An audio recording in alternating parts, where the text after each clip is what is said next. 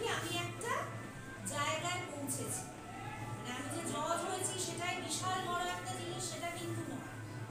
যে যেই লাইনেই থাকুক না একটা ভালো নাগরিক হওয়াটা প্রত্যেকটা মানুষের প্রয়োজন। নিকেতন উচ্চ বিদ্যালয়ে শিশু কন্যা দিবস উপলক্ষে একটি আইনি সচেতনতা শিবিরের আয়োজন করা হয়েছিল জেলা আইনি পরিষেবা দপ্তরের সহায়তায়।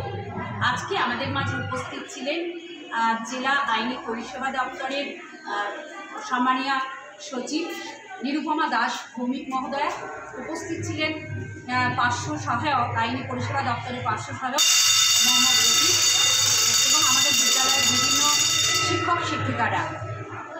প্রশ্নোত্তরের মধ্যে দিয়ে আজকে ছাত্রছাত্রীদের নানা বিষয়ে পাঠদান করা হয়।